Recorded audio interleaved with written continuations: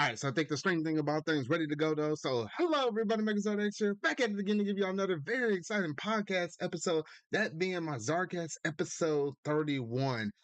Gosh, I'm going back and looking at stuff, and I'm like, shoot, Nintendo over here was like, E3 is coming up right around the corner, or what technically would be E3 because now it's canceled or whatever though. But everything they revealed off in that February direct, they reiterated on almost everything, at least first party or exclusive wise, for the most part. Except for one game in particular though, but we'll go ahead and talk about most of that stuff in the show a little later on though, and got quite a bit of stuff to talk about gaming this as well. We heard some little rumblings and stuff with Game Boy Advance possibly coming to Nintendo Switch Online.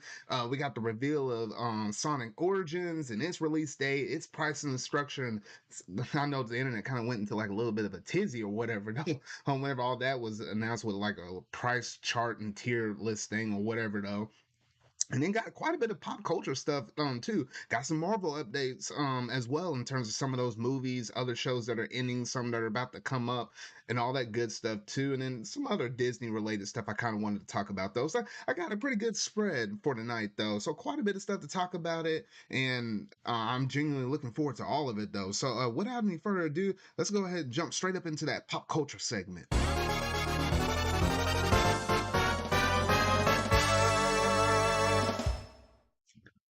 All right, so first off, I want to talk about I've been going through and I've been watching, the new Proud Family season though. I think currently right now I want to say we're close to about 8ish or something episodes. Don't quote me on that. Don't quote me on that though. But we had gotten a good chunk of episodes so far, and I'm glad to announce that yes, Disney has revealed that yes, there is going to be a season 2. I've been enjoying this because normally with Proud Family they usually have cameos and stuff like that. They make other different references to other big celebrity heads and stuff like that. Like they make references to popular singers. They make references to like popular basketball players and stuff like that. So I always like and also the important delivery of messages or, important things that you can take away from life, just life lessons.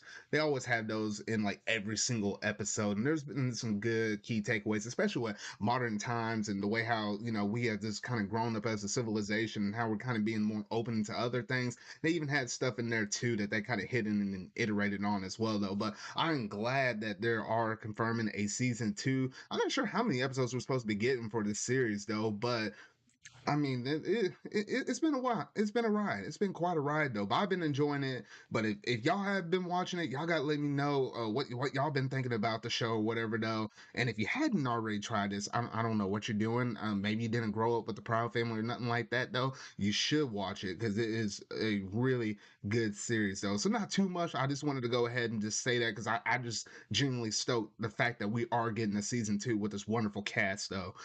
Now let's go ahead and kick off my Marvel segment because we got quite a bit of stuff that came out brand new because we did get the confirmation that Thor Love and Thunder we got a brand new trailer on it though. And I guess before going any further, I got my buddy over here Sanikyu that just hopped up in here. How's it going, man? It's going fine. All Going righty. fine. Yeah, you just joined. I just mentioned about the Proud Family and all that stuff, and now we had quite a bit of Marvel stuff that got new. Did you see the brand new trailer for Thor: Love and Thunder? I'm kind of Yeah, curious. I did. Okay, it's kind of interesting because I went back and watched the trailer right before I started off the show, and I could tell that this. I don't know if it's gonna be the last Thor movie, but it probably is gonna be the It last Thor it's movie for shaping up him. it For looks like it's him, at shaping up to least. be the last story. Yeah, because I think I have a feeling because there's technically a female Thor in comics, and it's whatever. Like, was it Jane Foster? Yeah. She's Yeah, the, technically a Thor as well in the comics. So I'm thinking this is a passing of the torch kind of a movie, and then anything else Thor related, it'll be done through her. Kind of similar how Black Widow, even though we had a new movie with her, it was technically before the events of Infinity War and stuff, but it just kind of introduced Yelena as like her sister, and then she's kind of passing on the torch of the Black Widow. So I feel like this movie's gonna be very similar in that regard. So in terms of Arthur as we know him now, this is gonna be his last movie. And compared to how we already have Cap already retired, and we have Iron Man that already retired as well for the MCU. So I think in this is what that movie is kind of being though. But it's gonna be interesting to seeing the Guardians of the Galaxy be with him along the ride as well, because I guess technically in this last previous movie he had the Incredible Hulk with him. Now I guess it's the Guardians time though, so it's gonna be an interesting movie. And I think there was one quote I think they said in the trailer. Yeah, he said my superhero days are over, and I was like, okay, from that quote alone, I was like, okay, I'm pretty sure that's the direction they're gonna go with this movie. Though I'm not sure exactly how they're gonna do anything plot wise, because even from that first trailer we gotten so far, there wasn't like a key indicator of anything. The biggest thing was like Jane Foster holding up the gosh, I always botch. Mjolnir. Yeah, I always butcher that name up so much. Oh gosh, but yeah, that's like the biggest thing we got out of that trailer. Nothing more. Like I really kind of need to see a second trailer just to get like what would be like an. I'm pretty sure it's gonna be like not the traditional antagonist, but it's gonna be more like of an internal conflict. Like we've been seeing like with a lot of movies here lately. Like when can you say you saw the last quote unquote good villain? It's been more internal conflict stuff. I think with most movies nowadays, they're trying to shake things up because we see a lot of traditional villains or whatever though, so they're trying to be unique or whatever though. But I think for the most part, that's most of my thoughts on Thor, because I don't think I can say anything else beyond that unless you had anything. Well, there's just like this one scene where like you know how the Guardians are dropping him and Korg off. Uh-huh.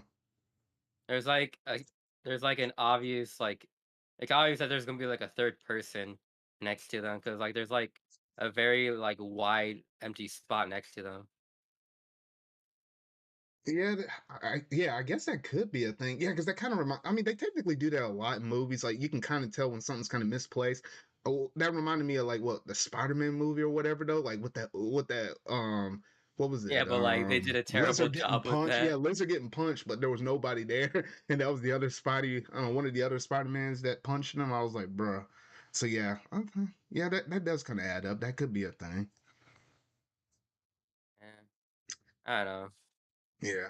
But I guess other than that, that's pretty much it in terms of the Thor trailer that we just recently got. And then just to kind of hit up on some other Marvel related stuff.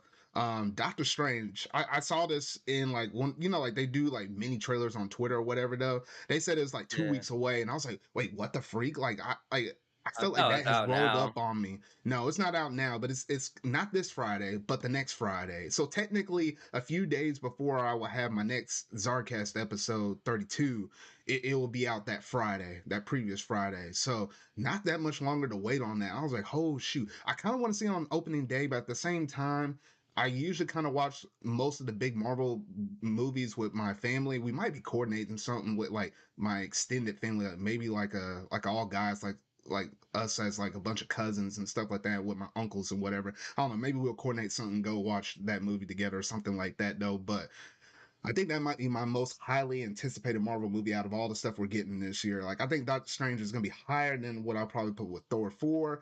We're supposed to also be getting Black Panther 2 this year as well. I think it comes out around the fall time. But it's gonna be interesting how to handle that, considering I don't that get we how they'd be lost. able to do that. Yeah, I since think they we should have. lost I one don't of think the they should have like actors, I don't continued know. it.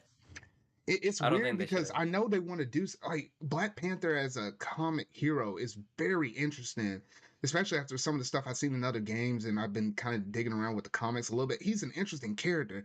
I just hate how he's technically one of the first, I think, MCU actors that I think we lost. Well, I say that unless you want to consider, the comic book director, Stan Lee, how he was lost though. But in terms of an actual actor, I think he's technically one of our first. So it's interesting. I don't know how they're going to handle it, but it's going to have to be done uh, in such a way where it's going to be honoring him, but at the same time not too off putting. I just don't know how they're going to handle that. So we'll see. We probably won't get a trailer for that until like late summer. I'm thinking around August or something like that. Late July or August was probably going to be our first look on that. And then what was another? So I just want to hit on that. Not too much further for Doctor Strange. And then shoot, we only have 2 episodes left of Moon Knight. And I've been really enjoying that series as well. And oh gosh, like it's been twisted, and I've been looking for those episodes. Like I've been watching that mess every single Wednesday night, and I think the next time I have my Zardcast, the series will be done with that. So once the series is all done and wrapped up, I'll probably release a different video on my channel, just summarize and just give my overall thoughts on the series, because I made a first video talking about the episode one, and then once the whole series is done, then I'll talk about my whole wrap up of the whole entire series, though. But it is a really good watch. Anybody that hasn't tried it out yet, you should. Or I guess since it's only 2 episodes left, I guess you could technically wait until those last couple episodes come out. And for those bingers out there, they can sit down and watch all of it, though. But we don't have too much further to go from that, and that kind of takes us straight into Doctor Strange, though. But Tell yeah, them so where they can watch Moon Knight. yeah, they can watch that, miss. They can watch it Yeah, but where? on Disney Plus. Oh. I mean that's where all of the Disney Plus series shows that aren't movies. They're all on Disney Plus exclusively. So Yeah, yeah, that would so make sense for them to have it on their own, like, Disney Plus instead of, like, any other streaming services. yeah, Or is because it I on mean, Netflix? no, it's not. No, anything Disney related now, and that's why a lot of stuff from Which Netflix have been pulled and been dumped on Disney. Like for example, like Daredevil, it was a series that was originally on Netflix. They got the rights back to that, and they yeeted it off of Netflix and pulled it on to Disney Plus. So now, if you want to watch that, you watch it on Disney Plus now. Like cough, anything that's cough, Disney give related, up it's on all going to be on Disney Netflix. Plus. Cough, cough. I know. Cancel your I didn't originally. subscription. I know I didn't originally have it Is on that a there, topic you but wanna we talk should. about? I mean, we could Because talk like, about it. how much did they lose? Like 200,000,000? No, they said 200,000. It wasn't million. It was 200,000. But they're saying over the next quarter they could lose 2 million more subscribers or something like that for Netflix. I wonder why. And then you look to what they're like producing season 8 of Big Mouth. It's like I feel like they're just doing this to themselves. And you know what? Speaking of Netflix, I don't like some of their business decisions. Like for example, they made a announcement of like some animated shows, right? And one of them Yeah. happened to be Bone, like a comic series that I read as a middle schooler. Oh, that It was was like such a one. good I show. know. I'm not good. I mean, good comic. I Good, mean, yeah, good comic. Because it was weird. Because I was like, I remember hearing some people talk about it. My mom was like, "Hey, I think this might be a good book." I was like, "What is this?" I sat down and then I got intrigued. Like, that was like a 9 book series. I think there was also a prequel book, but the original series was like 9 books. I think I had the first 6 sitting in my closet. I don't think I ever bought 7, 8, 9, but I always have to rent those from my library or whatever. Anyway, that's a really good series. They said they were going to animate that on Netflix, and I think they had like a different CEO or some big head that came up in there and scrapped all that mess. So before you even get a season one, they just went ahead and canceled it. It's stuff like that that's making people that are subscribed to Netflix like, you know what, I'll bounce. I'll just go to some of these other places like Disney yeah. Plus or Paramount Plus or HBO Max, etc. And no, HBO Max, I've been hearing like a lot of good things, but like the only thing I hear like they're not good at is like their UI for their app. Yeah, I mean, my parents have HBO Max, and that's what I kind of watched a few stuff off of there. Like they were really good streaming service to go to in terms of 2020 with the movies, and you know how it was with watching stuff, and we saw more stuff go to the subscription based services since it was hard to go to the theater. So I remember watching like Space Jam off of that thing, Godzilla versus Kong. What was another one? Shoot, there was one other one I remember watching. Oh, it was it's slipped from the Tom and Jerry movies, stuff like that. Yeah. Yeah, I know. Nothing I would have originally went and watched it at the theater, or at least the Tom and Jerry. I probably wouldn't have watched it at theaters, but it was just nice to. I mean, there wasn't a lot to do during that COVID year anyway. It was just nice to sit down and watch it at home. It was enjoyable. From that points, from that from that perspective, if I would actually spend a lot of money going to see it, then I might have had a different opinion. But it's a good watch if you happen to have HBO Max. But I don't know if it's still on there now. I can't What, Tom and remember. Jerry? Yeah, Yeah. then yeah, that new one. Because I think and Wonder Woman, that was another one I watched off of there too. So yeah, Which so one? the newest one that released, that was when it originally dropped on movie theaters. It actually went to HBO Max as well. Oh, and I Yeah, also watched what was it? It was golly. The Mortal Kombat movie I think was on HBO Max, I think. If I remember right. do they have the first one? You talking about the original Mortal Kombat? Yeah, the original Mortal Kombat Oh movie. no, I think it was just the newer one that came out. I don't know about the original one. Boo, boo. I mean, it was First one was enjoyable. awesome. I mean, it was enjoyable. I mean, I got some good laughs out of it. It ain't nothing crazy. Though I think didn't they say they confirmed they were gonna make another movie after that? I think they did. I think it was animated. Hmm. But yeah, so I get yeah, it kind of made sense to talk about the Netflix. So it's like ever since I think Disney Plus, what Disney said they're gonna do their own thing. Then you had HBO Max come up. Then you even had Paramount Plus. Hulu at some point came up, but now that's fully owned by Disney as well. So Hulu is like the Netflix version of Disney. So anything that's not purely Disney owned kind of goes to Hulu, where they contract stuff out that way.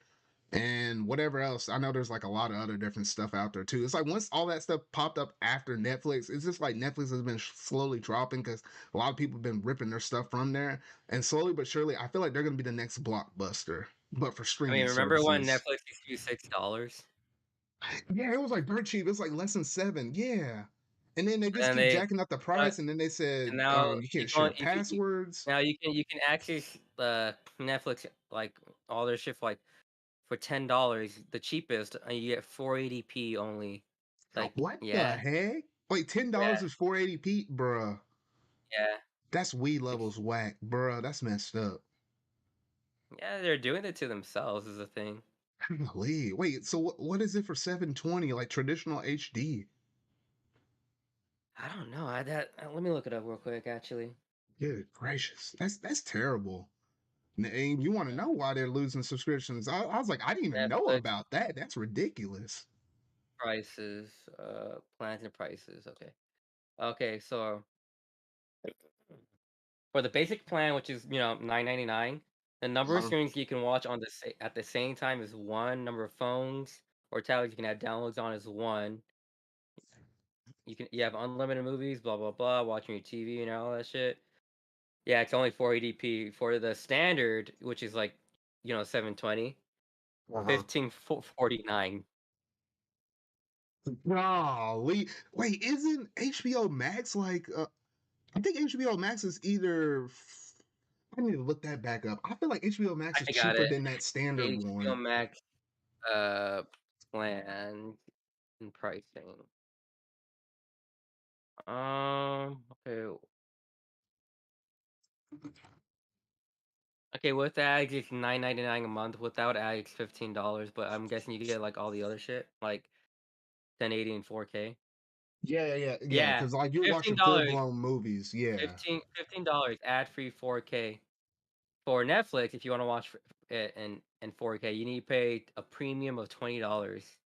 Oh gosh. Yeah. So That's nasty. that is so nasty. But Oh the my best god. thing about HBO Max, like, you have all these shows that aren't censored as they would be on like normal television. Yeah. Yeah. But and then there's like all the Warner Brothers movies. Like I'm pretty sure like you can watch all the Harry Potter movies like on Oh HBO yeah. Max. Because Warner Brothers, I mean, they're big, and then I mean, shoot, that makes you think of what Oh, they the have like the a new lot of game, stuff. like. Yeah, because when you even sit down and think about, was it multiverses that's about to come up? Like you think of all the like they have Scooby and Shaggy all underneath them. They have all the DC superheroes and stuff like that. They have all them Cartoon Network stuff. Like they like Warner Brothers owns a crap ton of stuff. And the more and more I sit down and look at them, I was like, oh shoot, like all the Lord of the Rings and all that stuff, the Harry Potter. I'm like, golly. Honestly, I think you'd be pretty much set with just Disney Plus and HBO Max. You probably don't even need Netflix at, No, at that point. no, because literally the most I ever would need, like, let's say if someone says I'm gonna cancel my cable, all I need is Disney Plus. I need my anime, so Crunchyroll could fuse both Funimation and Crunchyroll stuff together. So really, I only need Crunchyroll. I need Disney Plus. I need something to watch my sports off of probably in the future. So maybe I'll get the Disney bundle that technically include Disney Plus, Hulu, as well as ESPN Plus. I'll probably be set. I probably wouldn't need much more anything beyond that. I will miss a few things like Weather Channel news, traditional local news or whatever. I have to find something for that. But after that, I'm kind of set. I don't really watch much more outside of that kind of stuff. But yeah, so I guess that's our big long tangent on Netflix and why you should probably unsubscribe and get one of these better services out there though, because it's only a matter of time. They're gonna lose that 2 million real quick. And I think the only other last thing I wanted to talk about in terms of pop culture segment with Marvel, jump back on that side, is we did get the unfortunate delay that Spider-Man Across the Spider-Verse is going to be unfortunately delayed from what was it? Yeah, because part one was really supposed to come out in October, but it is getting delayed to June the 2nd of 2023. And then part two is going to be coming out in March the 24th of 2024. So that is a little bit unfortunate for that. And I was like, golly. I mean, what? I think this is the second time it got delayed. I was kind of looking forward to this too, and I was like, here we go I don't again. know. If you want something to blame it on the Sonic movie because it scared it so badly. Oh shoot, man, no, that Sonic 2 movie, that was great. That was great. I was expecting it to be that great, but that was great. But I guess as Spider-Man fans, we're just gonna have to wait a little longer on it. But it's kind of interesting how they announced how they're gonna do a part one and a part two. I guess they just have so much stuff to shove up in there. They knew it was gonna be way longer than a traditional, probably 2.5 hours. So I guess that's their approach to it, though. But yeah, it kind of reminds me of Harry Potter because I think back then we knew that that was split up into part one, part two. I can't say when was the last time they actually called something a part one or part two. Even Avengers Infinity War and Endgame, they originally were called part one, part two, but then they went and came up with their own unique names for Infinity War and Endgame, though. Because it's something about if you call something part one, part two, for some reason, I don't think the part two does as well as the part one. I don't know. But they might change the name before then and there, but we'll have to see.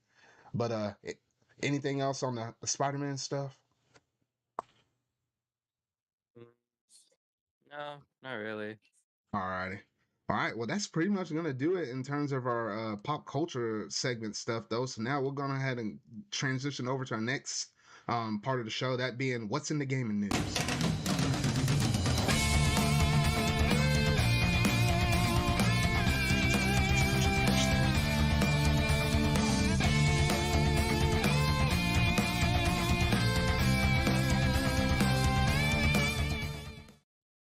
All right, so starting off first, I was just gonna run through some quick news because this wasn't anything super major though, but I did want to point it out nonetheless because we did get the confirmation that yes, we do know the actual dates that the PlayStation Plus tier stuff is gonna be dropping, and at least for us here in America, it's gonna be dropping out on June the 13th. If you happen to be in Japan, it'll be a little earlier. It'll happen on June the 1st, and then the Asia markets, they always get everything early.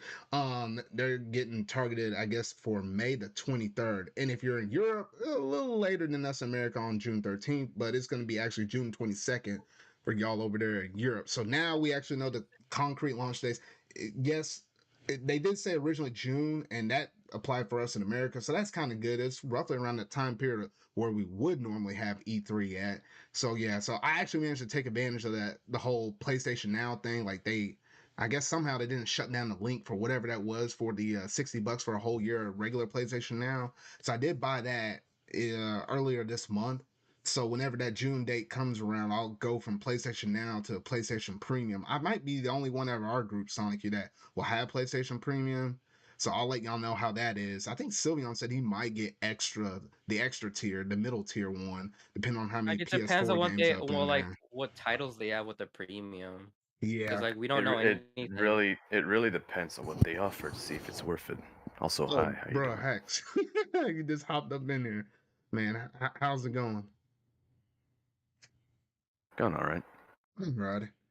Yeah, so like what you said, it kind of just all depends. I'm the only one that kind of took a shot in the dark since I never had PlayStation Plus, and two, Sylveon been he's been trying to vouch for me to kind of play some what was it? Y'all were playing, was it Call of Duty Zombies the other day?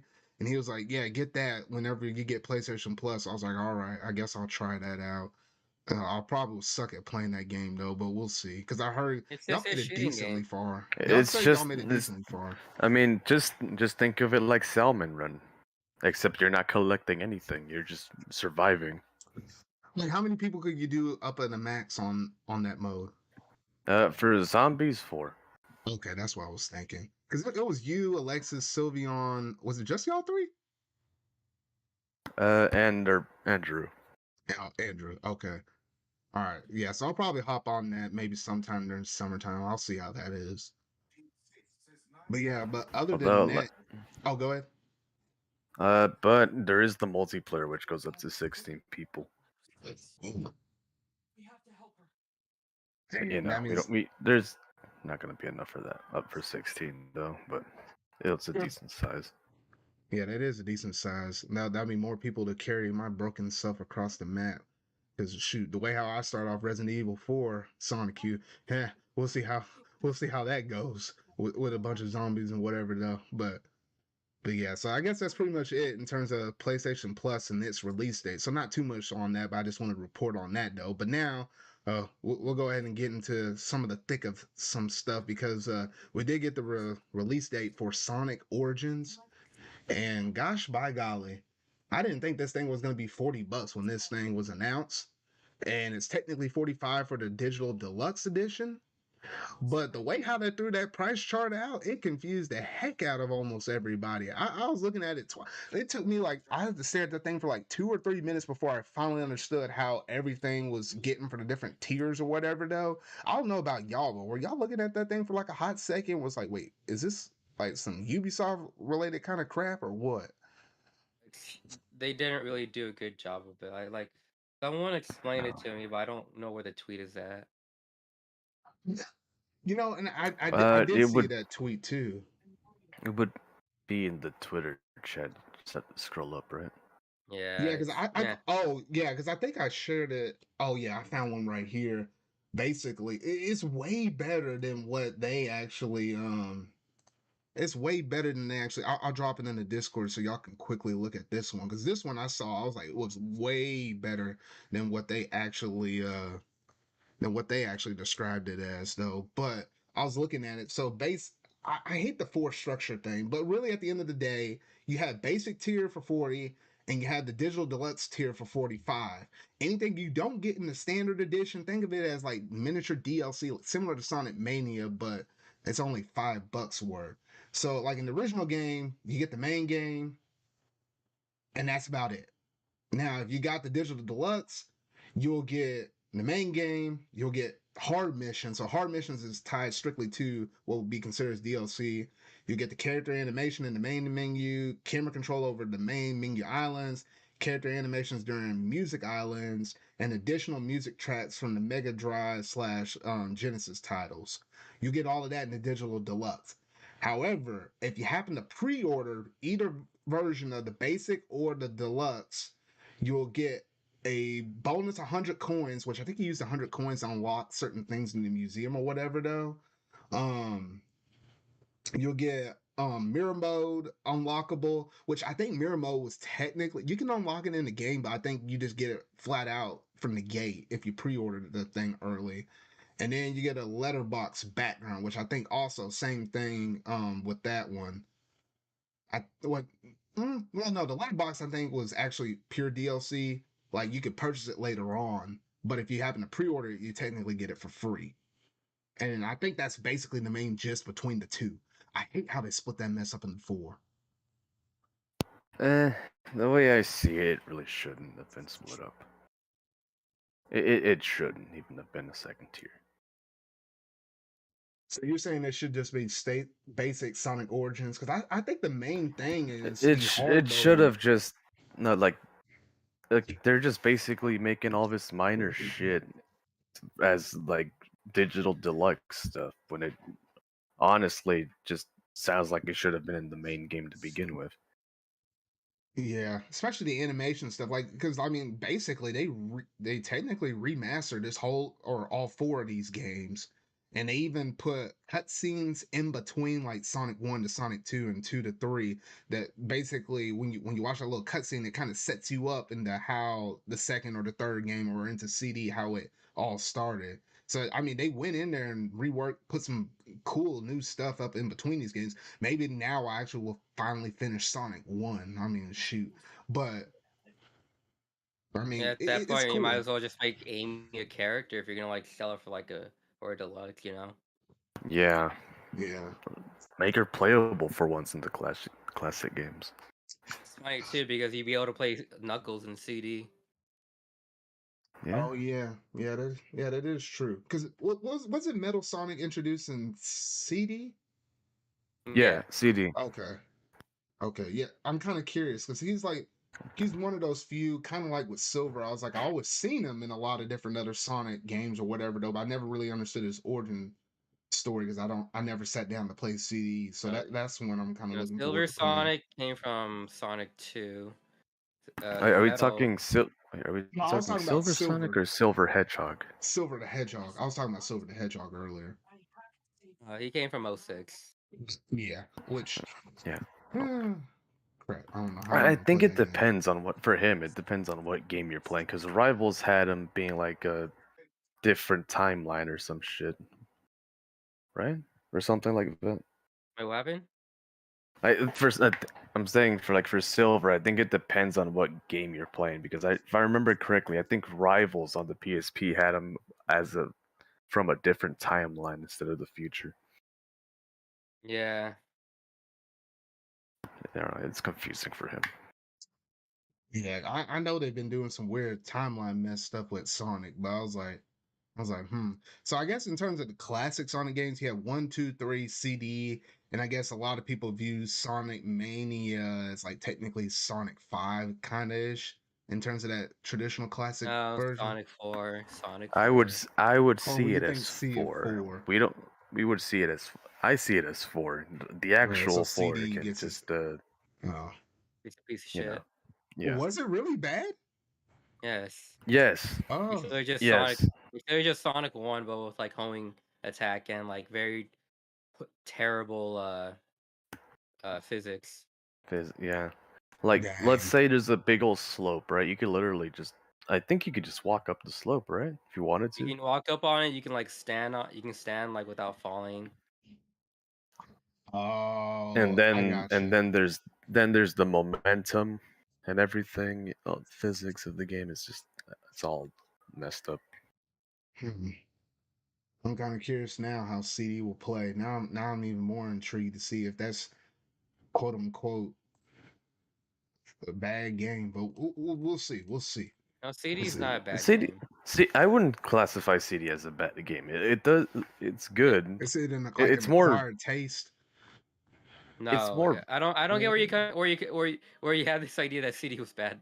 Card. Oh, okay. No, the way how y'all were describing it, I was like, dang, I don't know. No, Okay. It like just follows the same structure as like Sonic 1, or like it has like three acts, right? three Per acts. zone. Yeah, yeah. 2 full levels, 1 level where you fight the boss. Okay. All right. So I think that might Like, be. Oh, go ahead. except the thing is, like, I'd say CD is a little bit more vertical It because you have is. to actually look out for the machines and whatnot to destroy. Sure. Yeah. All right. Well, I think that might be it in terms of our talks for Sonic Origins. So just a reminder, that game Oh does come wait. out on June the Oh wait. 23rd. But what were you about to say? One last thing? So it's $45 digital deluxe, right? Yeah. It's 45 So digital deluxe. as of now, I'm pretty sure you guys might have seen this from the Twitter chat, but on Fanatical, it's on sale as we speak for the PC. Which is it How the heck? 35 How the heck? for all of it? digital deluxe. Yeah, 35. Ooh, I might have to cop that. Mhm. I'll put it in. I'll put it in the Discord. Wait, oh, but wouldn't y'all be tempted to technically get it for like the Switch or something like that? So technically you can. Oh no! Crap! This thing's Mod. digital only. Crap! Oh, I It's Mods. dig forgot about that. I forgot about that. mods. I literally, You can get digital and mods for the PC. gosh, I Yeah. literally was Although the almost thing that thinking does that suck that was about the physical thing that for a does suck second. about the PC version is that it has like what was it called, DRM? Yeah, the Nouveau. Although then again, Mania had that as well. So basically, Yeah, what that means is that it if you have like I an mean, old yeah, ass PC, it won't run it. it won't run Oh, it properly until they actually update the game and remove the Nouveau, like they did with Mania. Or you can just mod it and just get rid of it. Or, you could just wait for it to get cracked on day one, like it usually does. Isn't that what happened with bruh. Mania? It got Yep, cracked. got cracked instantly because people already know how to correct that DRM. I don't get why video game companies still do that. It's so annoying. I don't either. I don't know. Some like restrictions, I guess. I don't know. Yeah, but they're just restricting for like the sake of just Uh, haha, just like you're laughing at us, you know? I think they find But personal it, joy it, in it that. doesn't make sense either because doesn't Steam technically has its own DRM just for putting a game on there? I think No way. so. Yeah, it's because you can't launch the game without even having it on Steam to begin with. So that has to be correct too. Hmm. I'm speaking of Steam, I've been thinking of just moving from consoles to PC from now on. I mean, bro, you spent like how many buckaroos? I'm just gonna say that. I ain't gonna throw like your actual price. Let's I just I, say I know how much. over 2 grand. Let's just leave it at Yeah, that. so you spent that much. I was like, bro, you better be putting some stuff up on that, man. Shoot. I have some stuff. I have some stuff. Well, uh, well, I just recommend probably checking sites like Fanatical and the Yeah, that's what I've been and doing with some games. all those things. Yeah. Yeah. Speaking of Fanatical, apparently, if I can It's check how I here. got Metal Gear Rising for like $5. Hell yeah. Mm. Anyways, I think I we saw went it. on a tangent as per usual. Yeah. But I guess that basically concludes our Sonic stuff. So it does come out in the month of June. So that's like one more thing you got to worry about with all these summer games Yeah. that are coming out, though. So it'll be a fun summer, but it's gonna be a cluster. June Ugh. 23rd. I know a Sonic stream, but Knuckles run only. Knuckles only run. Knuckles only Bruh. run. Wait, hold on here. One last thing on the Sonic thing before I move on, because originally, you know how like you had the Sonic 3, right? And you got to play as Knuckles and stuff like that. I guess in this Origins version, wouldn't they technically make Knuckles playable in Sonic 2? Yeah, No, he's been playable in Sonic 2 since Sonic and Knuckles was released. yeah, because you can like put the Sonic 2 cartridge into the Yeah, Sonic yeah, 3 yeah. thing, right? Because I think Yeah. originally, like Yeah. when they re-released Sonic 2, like for example, you could play Sonic 2 on the you could play it on the Switch through the Genesis games, if you had the expansion pack. Like in that, I don't think you were able to have access to playing Knuckles or whatever though. I mean, if you No, had the original, yeah. because that's just straight up the original Genesis ROM. Yeah, which I think a lot of people for the original ones, they might have, primarily used Sonic or Tails, but it'll be interesting to go back and do it with Knuckles, whatnot. Yeah. All right. Knock knock. Well, I will say it is nice to see an Unlike official Sonic, widescreen version of Sonic 3 and Knuckles. don't chuckle. Yeah, Oh yeah. we've been having to use Sonic Air for like this for like 5 ever now. Yeah. It's nice to see like the Taxman version is actually official now instead of not just sitting on the sidelines waiting for Sega Yeah. to approve it. All right. Well, I guess that's about it for our Sonic origin stuff. So a pretty meaty discussion, though. But we'll give all of our thoughts when that game comes out, and hopefully it's good, and we don't notice any bad hiccups or anything like that, though. But yeah, that basically concludes that off. Now, Nintendo decided to go all up into basically everything they announced in the month of February during this direct. They basically reiterated on almost every single game, I think, except for Mario Strikers. But I have a strange sneaking suspicion that they'll probably talk about that later on this week, though. But the first thing they reiterated on was Fire Emblem 3 Hoax, which honestly, it looked kind of cool when I first saw the trailer or whatever though, but then I was kind of wondering like what's gonna make this really stand out from like the original Fire Emblem, besides the fact that it's in the the three houses universe or whatever though.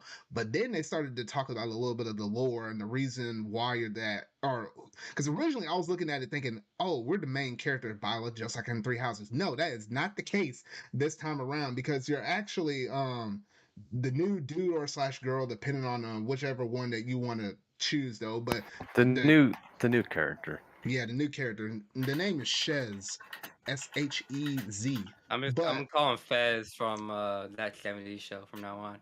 bro, Fez.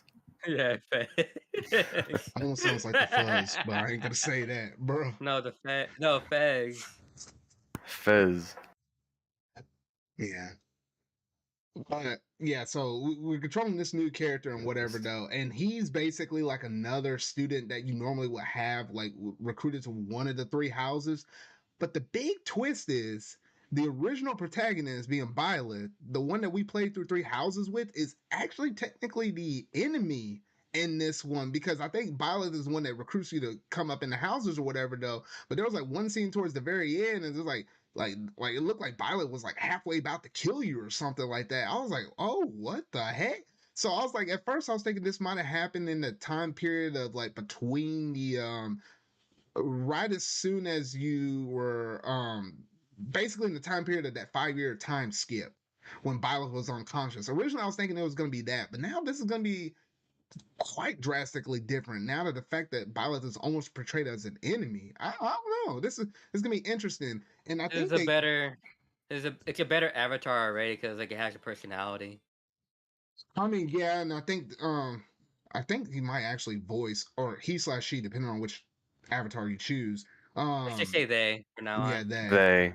yeah, so They. whichever one you choose, Easier. they're gonna have some voice acting to it as well though. And then they call it and they call Violet the a fierce Action demon. foe, Ashen Demon, which kind of reminds you of if you got the DLC for Fire Emblem Three Houses, they had the Ashen Wolves, and I'm like, so it is kind of interesting the way how they're going about this. But I do like the stuff, and I do like the brand new designs for all of the new characters and stuff like Hilda and all of them, and from Edelgard to Dimitri as well as Claude, like all of them have like redesigns. I'm actually digging some of these redesigns better than the original ones in Three Houses, especially Edelgard's. I like hers quite a bit though. But yeah, I'm like the more and more they keep showing off on this game, the more genuinely hyped I'm getting about it. And it does seem like from the trailers we gotten so far, it is seeming to be running smoother than what was on Fire, or not Fire Emblem, the Legend of Zelda, Hyrule Warriors Age of Calamity. Yeah, that one. It seems to I run think that has smoother to than do with that. As like long as more it's of not. like because Breath of the Wild uses like a weird models compared to like Fire Emblem, which I honestly believe is why that game ran so terribly. Yeah, yeah, that could be part of the reason though. But yeah, but this game, it's looking clean, and I'm genuinely looking forward to this. And I think it comes out earlier. It comes out. Wait, hold on. I say earlier, but it comes out on June the 24th. So yeah, not too much further. We have to wait on this game though. But I'm genuinely looking forward to this though.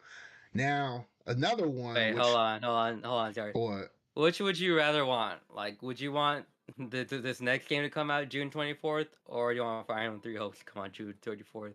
If like they had a switch, Oh, they had to switch. yeah, which one would you want? I'd rather. I guess I could say the next game to come out. That way I can spend my whole month on it. Well, hold on. Well, it kind of depends. It kind of depends because this next game we're about to talk about, it's in the perfect spot where once I get it, I can focus on it for a whole month, because the second that this game comes out, I'm gonna spend a month towards it. But remember, Mario Strikers also comes out like kind of close to this June 24 date anyway, so I actually might prefer the Fire Emblem game to come out first. That way I can just fully cut loose on Xenoblade, because when I get invested in Xenoblade, like I get fully in, like you know how we are, me, you, as well as Mario, like we go all in every time Xenoblade drops out. Like Like shoot, like you hear about stories about how Dragon Quest is really big over there. Whenever they drop a new game over there in Japan, like when Xenoblade comes out with us, like shoot, we might be all in the core. We would be all in the call on Discord, and we all be talking about like our first few moments of like us just going through the game or whatever. Though we usually spend like the whole night playing it or something like that. But yeah. Yeah. So I guess we kind of alluded to the next thing because we did get the announcement that Xenoblade Chronicles 3, originally scheduled for September, is actually getting bumped up to July. And I was like, what the heck? Like, you always hear about game delays, but you don't hardly ever hear about game advancements. And I was like, what the heck? Right? So, It's yeah, like it's coming. no. It's hard to believe that it was what slated for like September.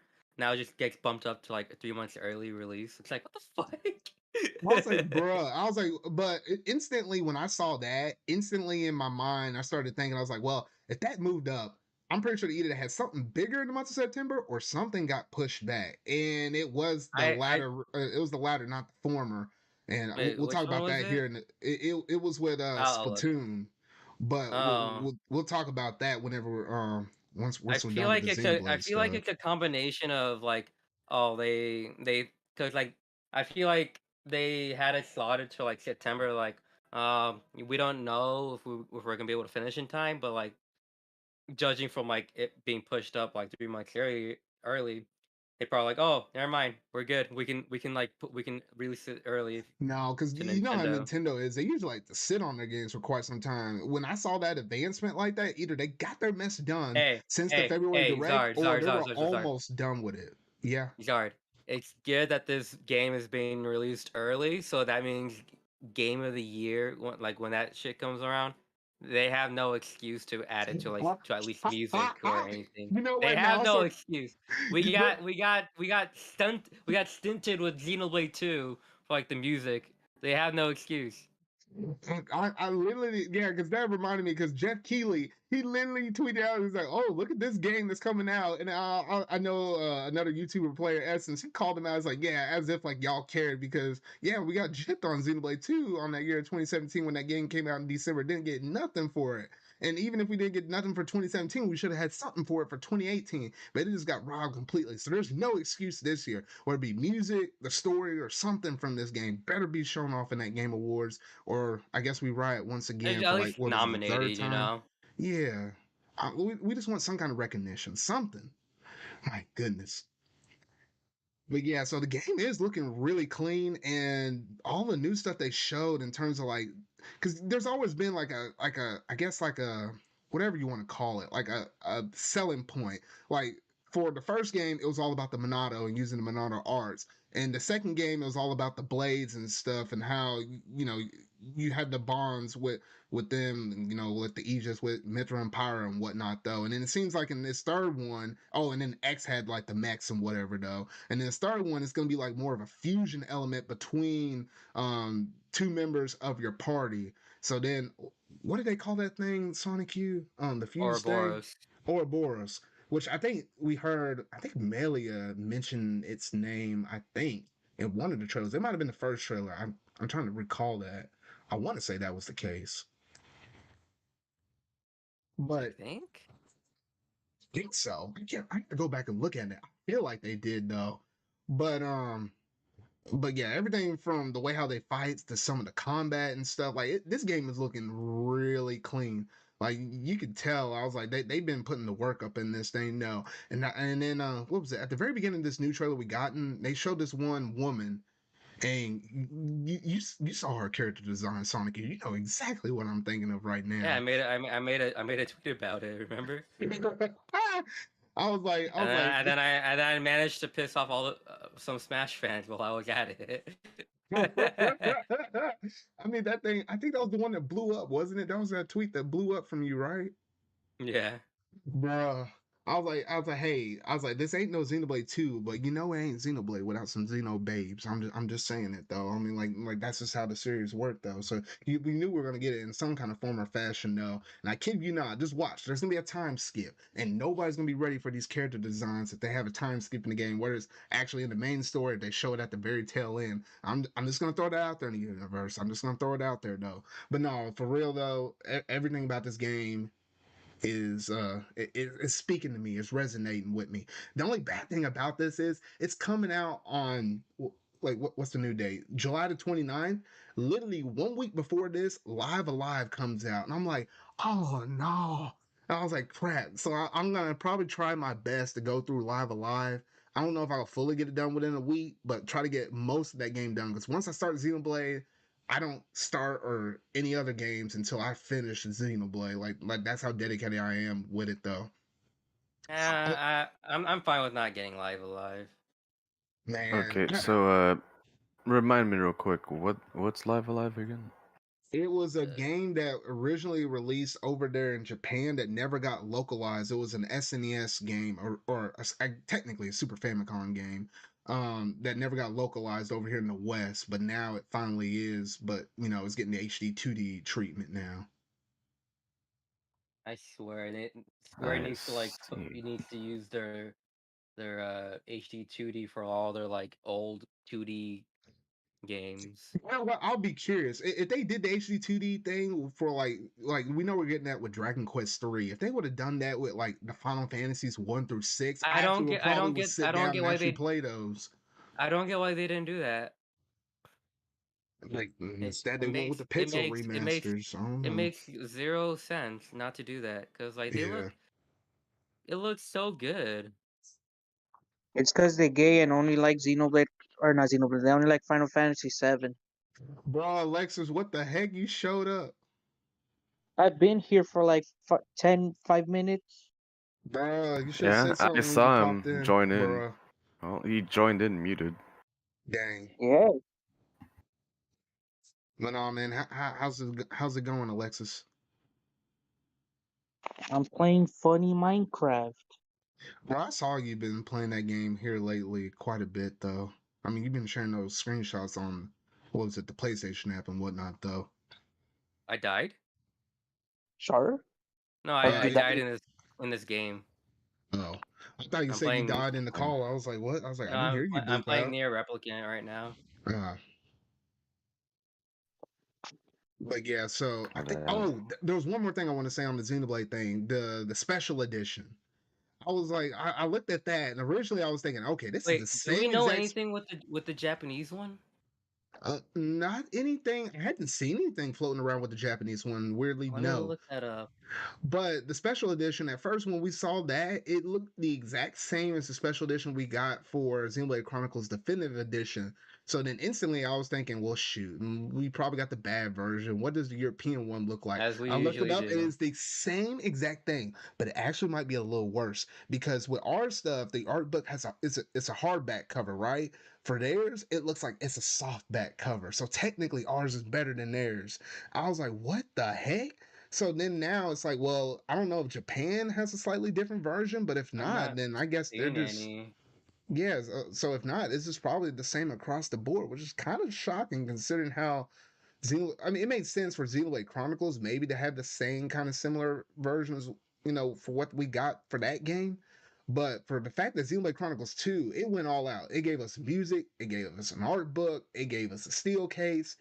Um, I feel like there was something else they gave y'all. Didn't you get it, Sanikyu? Or what? The special edition for Xenoblade Chronicles 2. I did. Yeah, like it gave us the art book, steel case, um, the game I'm looking itself. it up. I'm trying to remember. It was We got a quite a bit of we got stuff. a CD with it. And the CD, yeah, for music. And they didn't even give us a CD, the CD art for book, this one. and a steel book. I'm just generally shocked the way how they've been treating this thing. I was like, I know Nintendo wants to push this as like their like their staple JRPG. The like when you think JRPG, you're gonna think about Xenoblade. Like they're trying to give it a hardcore push. Like they got Mithra and Pyra in the Smash. Like they're trying to make this thing that big. How many? I think was Xenoblade 2 sold 2 million copies? Yeah, it was Yeah, over a 2 little over million. 2. So I was like, so I know they're gonna try to push the series like really hard, and I really do want it to get up there because it's really that good. But man, I hate it because I was like, you know, the diehard fans like us, we want to get that, and the real kicker is the fact that to get this special edition, you can't get it like at a traditional retailer. You Only got to at the get it Nintendo store. my Nintendo store, and I was like, what the heck?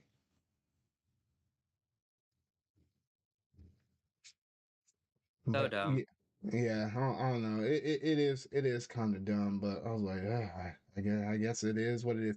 Yeah, yeah. Y'all got the art book, steel book, CD, and the special box. I guess the only difference between the two of them, for some reason, I thought it was a little bit more than that, but it's literally like the main differences. I think was the CD. I think that was the main difference. If they would have gave us that, then I would have been pretty all right with it. But I guess it is what it is now, though. But yeah, so that was it in terms of the Xenoblade Chronicles stuff. But with the advancement of Xenoblade Chronicles 3, Xenoblade Chronicles 3 moving up, another one of 3 kind of got pushed back, and that is Splatoon 3. That was the one that we knew originally was supposed to be slated for summer. Now we got the actual release date for it, and it's coming out in September, on September the 9th. Which Yeah, originally I was like, bruh. But go ahead, Alexis. I Say don't, what you gotta say. I don't get why it's September. That's literally the weirdest date I've ever seen for Splatoon. Flat I, Tim, I think they Mr. were Timmy. taking more time on it because originally, remember when this game was revealed last year? I think it was E3 of last year. They said that they were going to drop this game some point in 2022. And then come around February, they said summer of 2022. Instantly, we thought about Splatoon 2's original release date, so we were all thinking in our minds July. But the fact that they didn't actually give it an actual month and day release made us think they're still tweaking some things with the game. They might take a little more time. I would not be surprised to push it back a little further. And that's the reason why is they shifted this to September and moved Xenoblade up because Xenoblade was basically finished. Splatoon 3, they're still doing some tweaks to it, so hence that's why they pushed it back to September. So right now it's basically slated as like a fall game now, not so much a summer game at this point now. Yeah.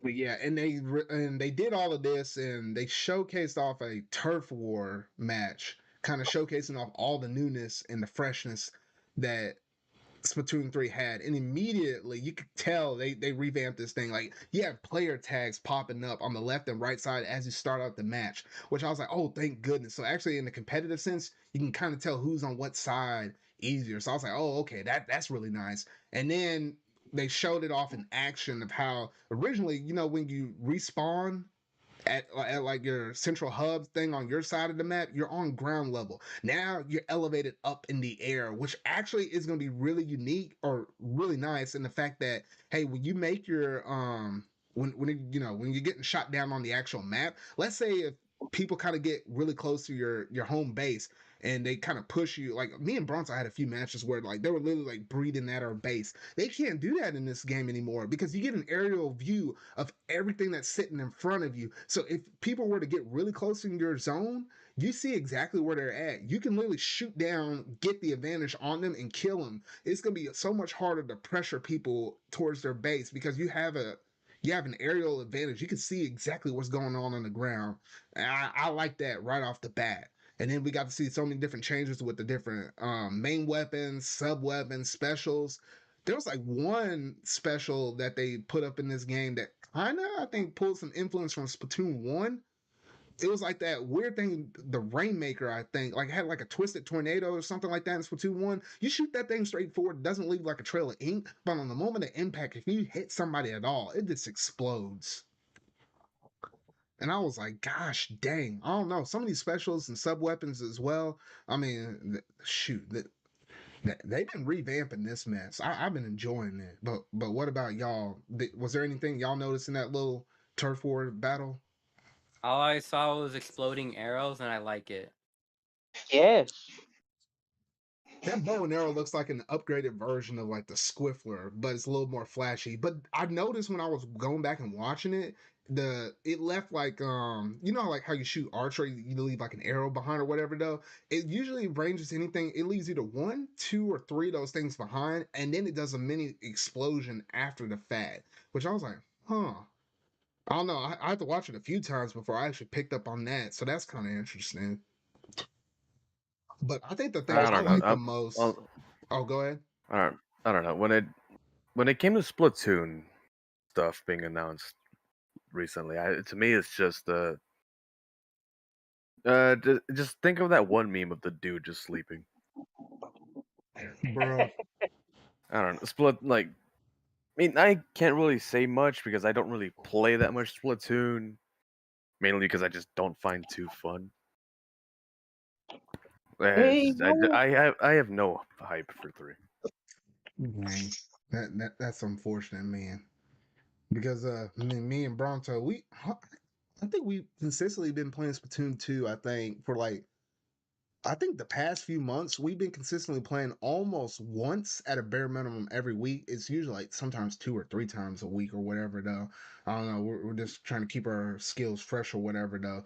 But I was telling Broncho, I was like, bro, we're going to Evo. We're going to have to be going some places this time. Because I was like, this is probably be a team of like me, him, maybe Atomic, and then one of y'all other people, whether it be you, Sanikyu, Alexis, somebody. Mario's the alternate because he ain't really that good. I think Sanikyu, you got a leg up on him. I think you can beat him.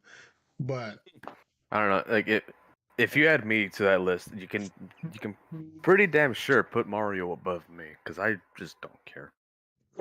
I am not that great. Oh, what were you about to say, Sanikyu? Nothing. Oh, okay.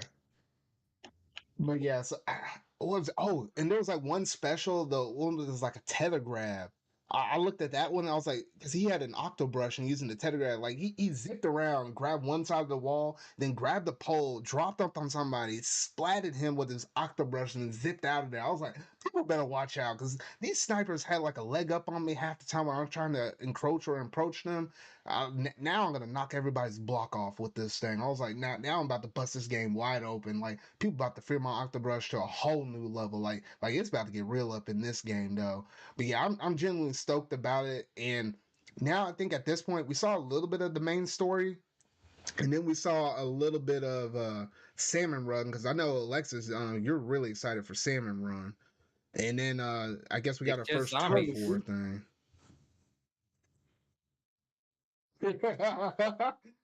Mario, That's why you like it. Zombies. yeah, I guess technically, yeah, it comes in waves, so basically that's what it is.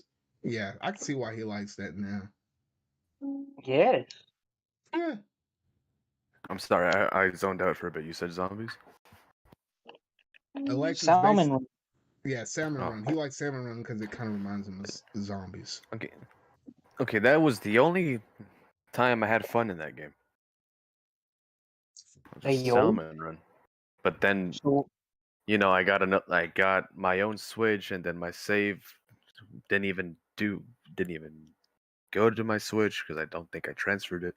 No, it's not backed up on for Well, yeah, you whatever can't do the reason. Switch Online thing, So so you have yeah, to have so two of the I Switches. was stuck having to That's what restart, I don't get.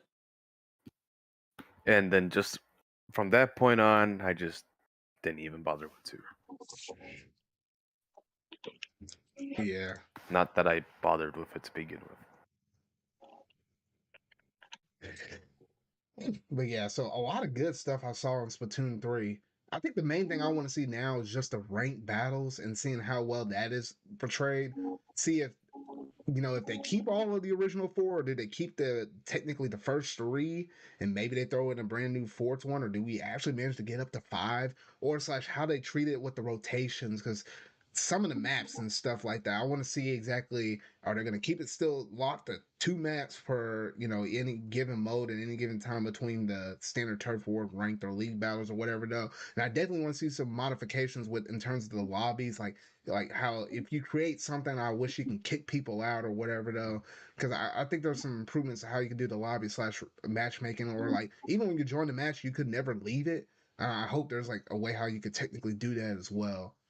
But yeah, There so is. You just just lift your Switch No, from I the don't dock. like I don't like cutting the switch off into sleep mode or hitting the home button and waiting on there for like 15 seconds for it to drop you. I mean, yeah, that's the only technical way to do it without completely shutting the game down, but it is annoying nonetheless. Yeah. But yeah, so I think that's pretty much it in terms of the Splatoon stuff. I know I'm gonna be talking about it a whole lot more once we get a little closer to its release date, though. But yeah, so that's pretty much it in terms of most of the game updates that happened in the February Direct that they kind of reiterated on within the past couple of weeks. I mean, they did show a couple of more trailers for Live Alive, which that game is looking really good as well. And we had Nintendo Switch Sports that's coming out literally this upcoming Friday, which I'll be going ham on that because I know there's gonna be a bunch of kids playing those games, and I'm gonna beat up on every single one of them and beat up on their mamas too because I'm going pro, baby. I'm going pro with that bowling and tennis though. They ain't ready for all this though. But yeah, so I think that's pretty much it in terms of all those updated games from the direct. So we'll go ahead and switch over to a last big major topic for the evening, that being the leak for the Game Boy Advance potentially coming to the Nintendo Switch Online, or it's Game Boy Advance Game Boy Game Boy Color that I've been hearing, that's been going around either the leak or the rumor department though. Which the way how this story started, it's kind of interesting because of course, like most stuff, it starts off on 4chan though, but this is different from a traditional 4chan thing because they actually dropped out some actual coding from a Nintendo Switch dev kit that had this emulator on it, and they were actually and people were able to actually put it on their own switches and actually show that it was working. I think it was a build that was around 2020, so who knows how much further they could have developed the emulator since then. But I was like, what the heck? And then even in this leak, they showed like a bunch of games that were being tested or whatever, though. We saw everything from Golden Sun to the Minish Cap and etc. that was showing up on this thing. I was like, please, for all things good, give me the Game Boy Advance. I know, Sanikyu, you're not a fan of the Game Boy Advance, though, but you know how many good It's games not they that could I'm a pull off fan of of it. this. It's just like it's just that like it's so easy to emulate. It's one of the easiest thing to emulate alongside with the NES. Give So us like I don't get what took them this long to do that. Like Well, even the Wii U had them. yeah, the Wii U yeah. had it, and I think I'm trying to think how many times. I think they had almost about 20-ish titles that were on there though. But if they were to, make something like this be on the Switch, they're gonna give us a whole lot more than that. And I'm kind of looking forward to this though because even in some of the stuff for the emulator, they showcased off some things with how you could potentially have link cable stuff working, even some compatibility with the original Game Boy stuff with the what's that adapter on the N64? The thing that made Pokemon Stadium work with the original Red, Blue, Yellow, or not Red, Blue, yeah, Red, Blue, Yellow. The transfer pack. How there's even some stuff that they were testing on that. So imagine if you were playing through like Pokemon Yellow or whatever though on on the Game Boy, and then if you had the expansion pack, you can do something where you could put those same Pokemon you had on the original Game Boy and then have it be compatible with like Pokemon Stadium on the N64. Like there was even stuff in those files as well, which kind of makes this kind of interesting because I never thought that they'll be able to possibly make any tweak or changes like that. I mean, nothing set in stone, but the fact that they were kind of dabbling with that is kind of interesting nonetheless. Yeah. But in terms of Game Boy Advance games y'all would like to see on here, are there any that come to mind that y'all would like to actually see on the service? Well, like Game Boy Advance games. Yeah, GBA. Game Boy, yeah, GBA games. Oh, okay. Pokemon Emerald. I don't know, Yeah, but I they're never think gonna do Ruby that. and Sapphire was on I that don't know. list of games they tried it out on. Yeah, but tried. I don't think it's. Have they confirmed? I mean, the thing's not even like confirmed to be a thing. So Yeah, it's not confirmed to be a thing. I mean, shoot, where was that list at? Let me pull that up. Because they had a list of stuff, and even off of that list that they had, I was like, that was a pretty good amount of games that they had up on that thing.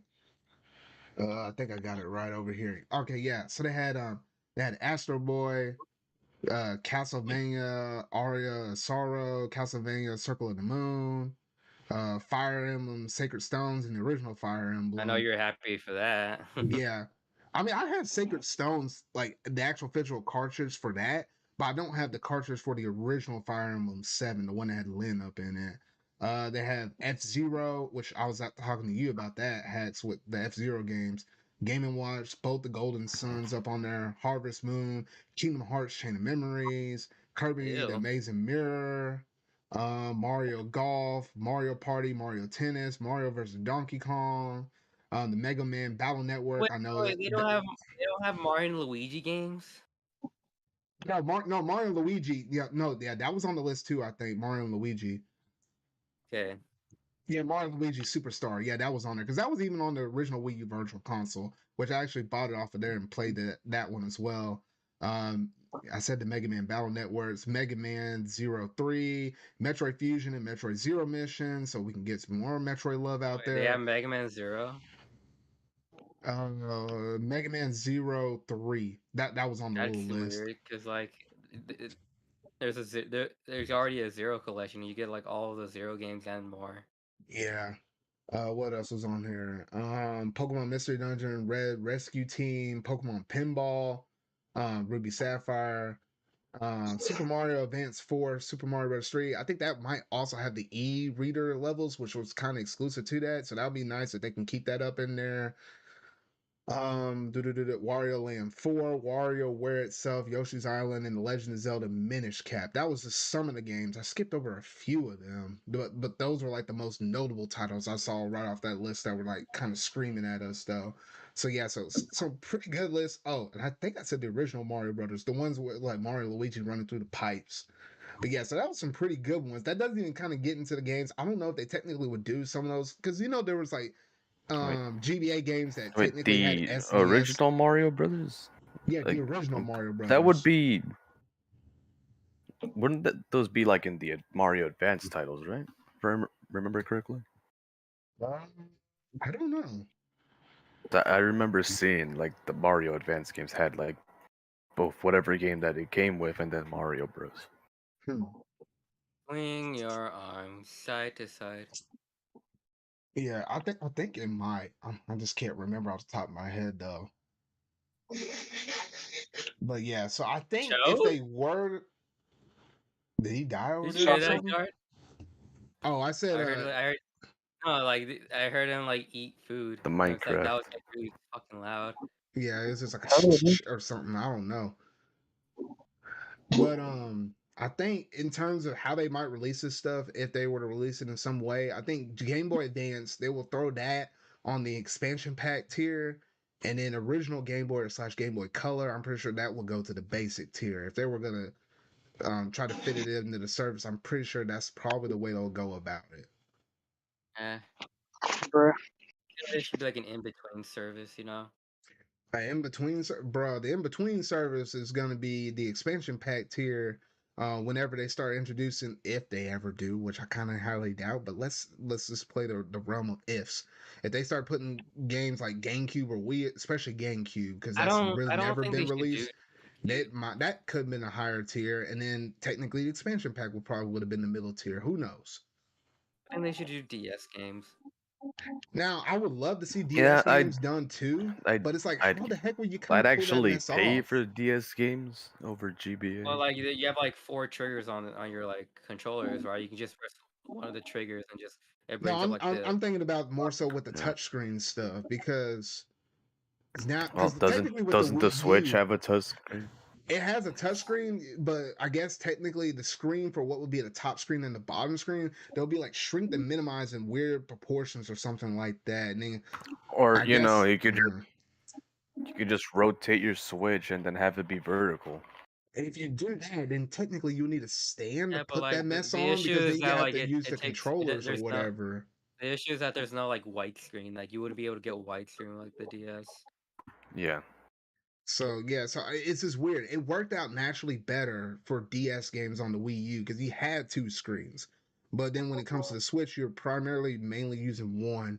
So I'm like, how the heck you really kind of pull it off? And it wouldn't be like the most accurate you could be is if you only play that in handheld mode, like not so to say dock mode. So that's the reason why I'm like, if we're gonna miss, we're more likely to technically get GameCube games because that technically will work better than preferred to DS games, which is kind of weird, but I don't know. Honestly, I feel like you were going somewhere with like the Wii games, because like the Switch does like the Pro Controller as gyro, so that'd Yeah, be a now better. they can do the Yeah. Wii because, like, for example, they have certain point and shoot stuff already with some Switch games. Yo, And you just Haxx, you just use the gyro. So I mean, imagine you them use the putting Joy-Con. House of the 2 on that Wii thing if they ever did it. On the Wii thing. Yeah, Hmm. with like actual gyro instead of like just pointing. Well, House of the Dead 2 is getting a remake. It's been confirmed a while back, but Oh, I'm you know how this one came out. It's better to be more cautious than to be overly hyped about it. I don't know. Like Uh, I've been hearing how like like using the Pro Controller instead it makes the experience that much Okay, more yeah, better. That much okay. better. I I was mean. I was playing it with a Pro Controller the other day. It is a hell of a lot better. Also, did you like turn off performance mode? I mean, like turn it on because like I hear like the lighting is better. I didn't bother with the performance options. I usually never do. Hmm. Hmm. Sorry, just House of the Dead talk. It's gonna be the Yeah, best at PC because mods you get to put the arcade mods music in there, and that and changes the and entire experience. To and be the fact perfectly that honest. on PC you could actually use a light gun. Oh my You know, god, it's been you know. what place is there in like where we live, like where there's an arcade that has House of the Dead 1. I can't think of any. Probably castles and coasters. Coasters. Peter Piper Pizza. Well, yeah, but like Does I've been wait? to. Do wait? I'm Do pretty they sure they took it still have? out. I'm pretty sure they took it out, but I've said this before. If we went there out of for no reason whatsoever, just randomly, and they had it, I would instantly ask how much for that cabinet. Hey guys, Oh, you actually would next buy a time, cabinet from the owner of a place, bruh. are Yes, you kidding? Like House of the Dead? Hell yeah. Dude, House of the Dead. now that you mention that, I Okay, kind of let me put it this way, Zord. So you notice how I've said that, like the arcade one like light gun games have been really cool, right? Mhm. And yet, but I haven't bought them mainly because price and whatnot. Like, let me Yeah. put it this way: should House of the Dead get an arcade one up, preferably with the first game, not just the second and third one. Like the issue with that would be whether or not the Yeah, music would be remain intact for what, because for some reason that's always an issue that's been it's been persistent. it's been the issue with the art with emulation of House of the Dead one. Hmm. But regardless of the fact, like, it's still I mean, it's not that bad even on emulation. It's still what you remember for the most part. You were on to something whenever But you mentioned about buying an arcade yeah, from somebody. Because I as I was, was There, saying, oh, go ahead. as I was I'll saying, look up on like eBay real quick. should what House of the Dead one, you won't find it. I believe me, I have checked. You might find two or overkill, or if you're lucky, Virtual Cop. As I was saying, should Arcade One up put a House of the Dead cabinet right away with zero thought, with no hesitation, pre-order, Bruh. just instant pre-order, no hesitation, no thinking. And Wow, the same would be said with Time Crisis. can't find it. Nope. Hmm. Well, there is one for like Scarlet Dawn. Yeah, that's the not exactly newer one, but it's the most recent arcade release. Like $25,000. Yeah, You're on to something, Hacks. Whenever you said that you would buy that from some person, because that just makes me think. I was like, shoot, had the money back then, I would have. I think my old bowling alley had like the original Simpsons arcade thing. I was like, I would have took that off of him, and then in the heartbeat too. I would have took that from him, and I would have walked up to the Chuck E. Cheese one. I was like, hey, look, these kids don't like these old games no more. I would have took the Teenage Mutant Ninja Turtles one off of him from that one. I was like, bro. That's even like if they even want to sell it to begin with, I though. wonder, can you buy arcades from Peter Piper or some shit like that?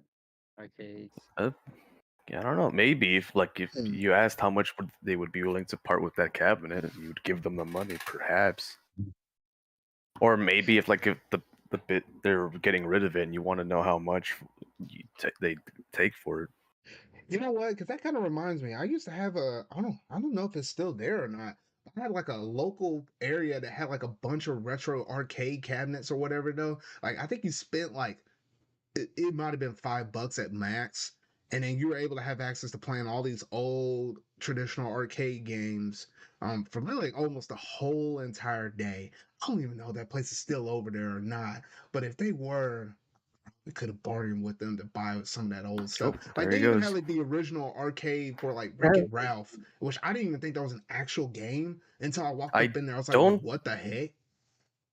I don't think that was an actual arcade. I'm pretty sure that was made afterwards. Yeah, I was just talking about in general. Like I didn't know it was an actual arcade in general. Like I didn't know somebody made one for it. I don't know. It was weird. It caught me by surprise. Okay, yeah, I'm looking up here. The Wreck-It Ralph never existed back in the day. Okay, yeah. So they made it after they the made fact. they made it after the fact. Okay. See, it was just weird. I guess it was probably the newest thing out of all that other stuff that he had up in there because everything else was obviously older. But, huh. Okay, more you know. So I guess we hit that big long tangent with arcade stuff. I guess right after Game Boy Advance though. But Nintendo, give us the Game Boy Advance stuff. Ideally, either it's going to probably happen. We'll learn about it around E3 time, or very well it could be around September time ish when most expansion pack original people that bought the expansion pack stuff.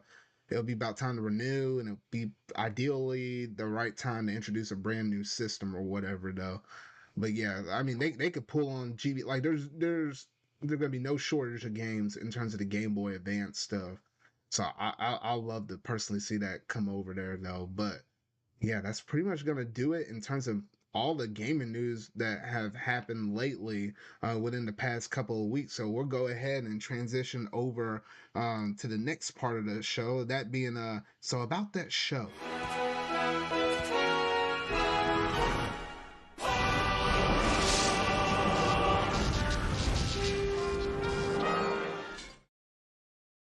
Alrighty, so here we go. So there's actually been if I were to sit down and actually talk about every single show that I've been watching here lately, I'll be here for I'll be here for like an additional 30 minutes talking about on this little segment though. But I'm just gonna try to cherry pick some of the good stuff I'm watching, and I'm gonna try to save a little bit more of this stuff, I guess, for next week's not next week's the next podcast that comes after this though. But before I go into my stuff, I want to hear from y'all what y'all been watching lately. I guess y'all can choose whoever wants to go first. First Haxx, because mine's obvious. Well, yeah, yours is obvious. It's the one thing you're always watching. 24/7. Fucking One Piece over there.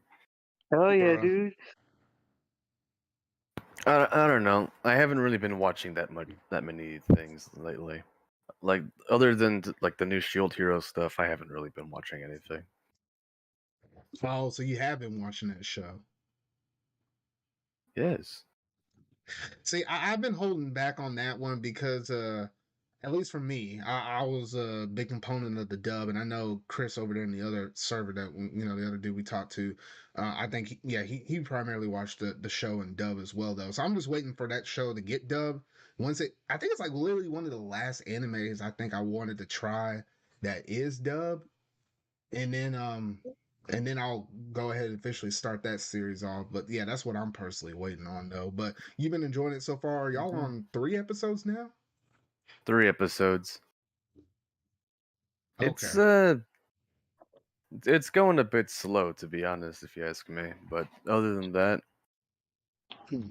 you know, it's just been watching it. Yeah, because I think it's 24 episodes. If I'm remembering right, I think they're gonna try to make this one 24. I think. Yeah, probably, maybe. I mean, But it's big enough to be 24. it's reminding me why I don't watch anime as it's coming out anymore. Oh, with the weekly stuff. I mean, it Yeah, kind of yeah, helps if you're like one person like me or slash the many others. When you're watching multiple shows that usually routinely come out on certain days, you're constantly watching something. So by the time you get back to that show within the next week, it doesn't feel as bad as if you were only just watching one series. Unless you're like Alexis over here watching One Piece consistently, and you'd be like, well, I guess this he only vibes with One Piece. Hell yeah, dude. That's all I I don't know. need I for mean, One Piece. Bruh. yeah. What I episode mean, are y'all I'm on over now? here, and I'm over here. Like, if I'm like, let's say that I decide to watch an anime, and it's already been completed and whatnot. I can basically just binge the whole thing within a single night if I wanted to. Hmm. Haxx, riddle me this. Oh no. I found a zombie, right? Uh huh. His weapon was a torch. What?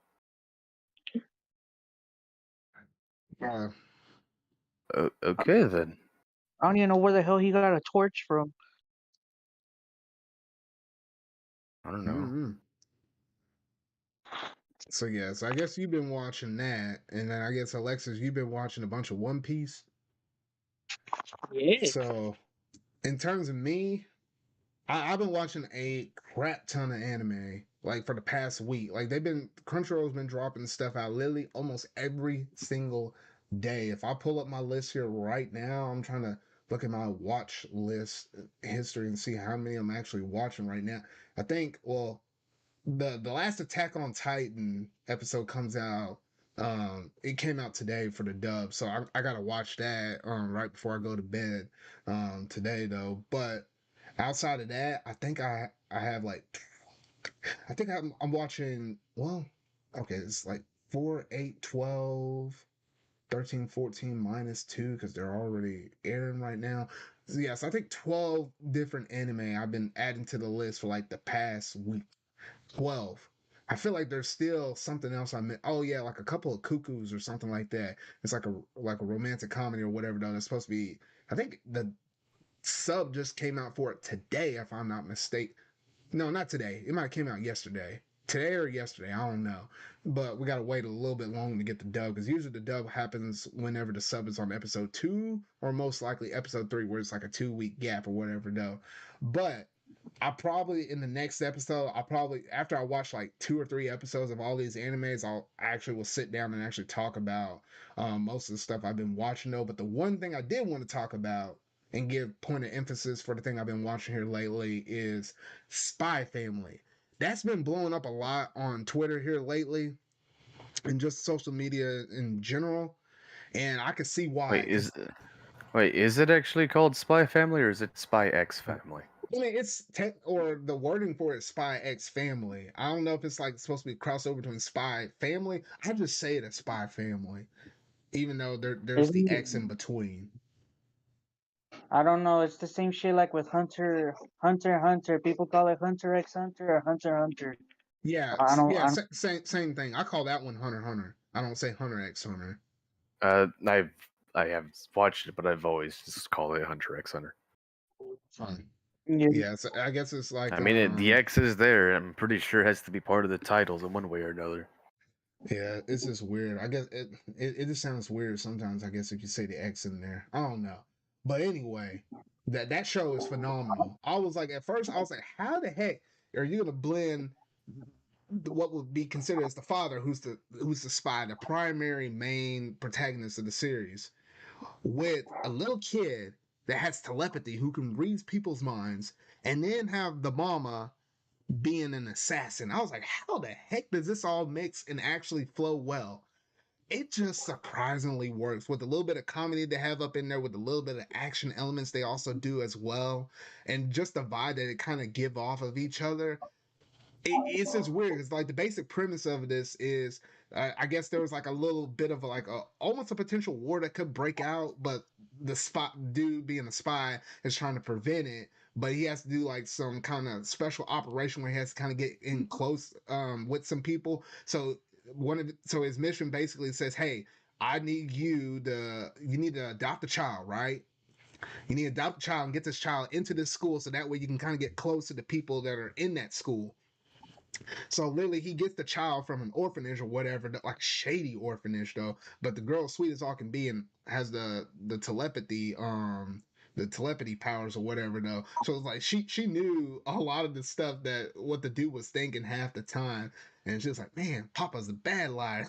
I don't know. It's this little dumb, little crazy stuff like that though. But anyway, and then halfway along the way, I think it went in episode 2. In order to get her into the school, there was like the main premise is that they have to have like a basic like a parent teacher conference, but like just like an interview with the parents, whatever. However, there is no mama, so then he literally has to find somebody to marry or slash play the role of a wife within the span of 48 hours.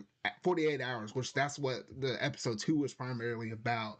And I don't know how the heck he just manages to walk across another woman who happened to be an assassin, which I guess due to her nature being an assassin, kind of essentially kind of put her name out there. You kind of want to play like a low profile if you want to be an assassin, which when you really think of a woman being an assassin, and she technically has a family of her own, so then she kind of saw the value of potentially, forming a relationship with that dude, even if it's only temporary. So both of them are kind of using each other with the child in between in the middle. So it just kind of works. It just works. I don't know. I just love every aspect about it because the comedy, it just works. It just works. But if you hadn't already tried any anime from this season, that's the number one thing that I recommend the most in terms of like the brand fresh new anime on the block. Watch Spy Family. Didn't someone recommend you to watch that, Haxx?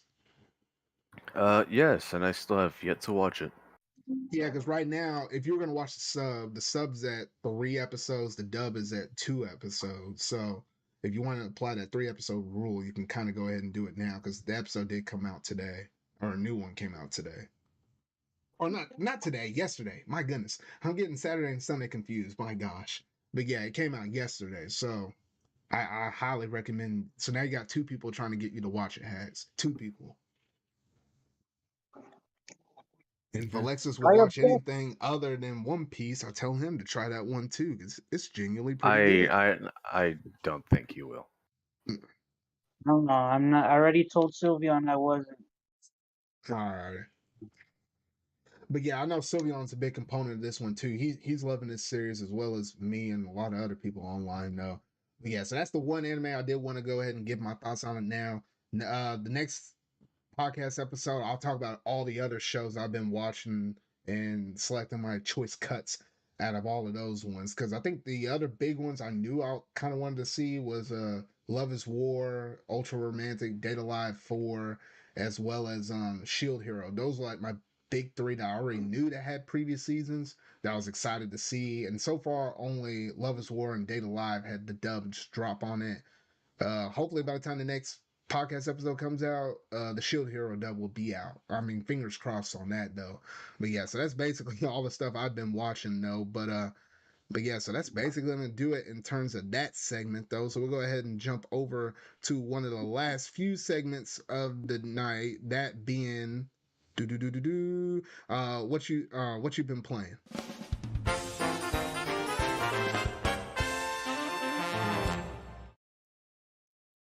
Dang it, I messed up my little what you call it thing. Anyway, yeah. So in terms of games that we've been playing, I'll let you go first. I'll let you go first, Alexis. What have you been playing primarily? Minecraft. He's been playing Minecraft. And I think I've been seeing you play that like a whole, well, besides the Call of Duty stuff every now and then. And he's, Yeah, I mean, you just been no, sending nothing but it's Minecraft not a images. wait. Like the Call of Duty thing, it was only just that one day. We hadn't touched it in forever. Mm. We were supposed to play yesterday, but I basically died and went and did something else. I got you. All right. Well, what about you, Haxx? So, what have you been mostly playing here lately? You know, Minecraft, bit of zombies, Red Dead, bit of House of the Dead. Pretty good I mean, spread. other than that, I've been kind of busy with other shit, I got you. like buying an arcade cabinet. Which one did you wait? You're trying to buy one, or you already got one? I bought one. Wait, which one did you get? So it's one of those multicades with like multiple games on it. Oh, one of those. Which one is it? Hold on. It's basically it's using something called the Pandora's box in it. It has like up to like 1,000 games. Oh no, Give or shit, take. you went big on it. I remember hearing about Uh, some of those, but I didn't remember hearing about one that had like 1,000 on them. yeah. Or is it like one of those Except ones the that you catch. digitally updated? Not this one, but I Oh, guess I could if I wanted to. I could buy another one to update it, but that would mean disconnecting all the wires from the box and then reassembling the wires onto the new box, and that's gonna be a pain. okay. But the thing is, the best part about it is that normally when you look at Pandora's box, you either see like the little box, or you see it within like a big old fight stick with like 2 players. Mhm. Yeah. The best thing about it is that it's actually a full-size cabinet, which I was planning on making anyways, and here's a Right, so cheap now one. you don't have to do like one of those like booster rise things to make it taller or anything like that. No, it's full size, not even an arcade Okay. 1-up size, like the full arcade size. That's good because sometimes I look at some of those arcade cabinets and or arcade 1-up ones. I was I like, was bruh, thinking yeah, to yeah. no, Mike. Oh, yeah. Let me pull this up. It's a little beat up. It's a little old. I probably will try to clean it up here and there, Hmm. especially Oh when no, it yeah. comes to like the graphical stuff. Which I mean, it looks fine, but I want to change it, make it look Now better. wait, because since yours is actually like I guess like they make it look like traditional, like as if like you stick coins up in the thing though. But how do you start the new game, or do you just literally hit start? Is it Okay. programmed just to hit I- start and then just start up? it's you. I mean, I could set it to use coins, but I'm not going to. But yeah, which makes sense. But like Unless the there's like an thing on is, off switch for it, and then you're like you just there set that is up there's and not off the enough. So block. That would have been yeah, funny if you would have like just like hauled that sucker off and been like, all right, y'all pay yeah, up. Bruh. yeah, I guess. But I mean, if I wanted to do that, I just switch it to the actual quarters. But you know, I digress. The best thing about this cabinet, which after I did a little digging after I bought it, because I asked what game it was, and the owner that I bought it from said he didn't know. He wasn't told. So I did a little digging. It turns out it could have been a Super Street Fighter 2 New Challengers cabinet Oh, originally. interesting. Bruh. Or if not, probably some other Capcom game. But it looks pretty similar Hmm. design wise. I got you. Well, I guess in terms of the stuff that I've been playing here recently, it's been primarily stuff I've been playing on the PS5 here lately. Because recently I just finished Spider-Man Miles Morales, which there is going to be a video up on the channel tomorrow of one of my playthrough sessions of that game. So yes, I just finished that one up, so I'm done with that one. And then and right now I'm going through Guardians of the Galaxy, and oh man, that game's something right there. The writing of that game sells it for me.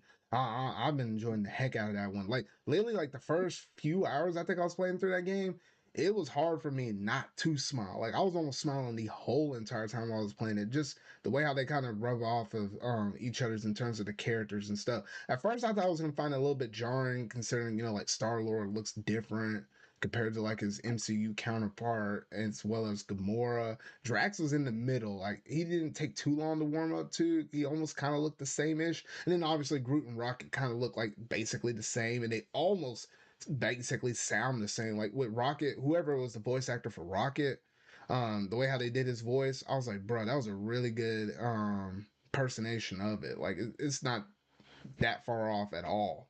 So yeah, Rock and Groot were like closest to the MCU. Drax was right in the middle. Then you had Gamora and Star Lord to the far left. Especially when you're looking at Star Lord's face, I was like, what the?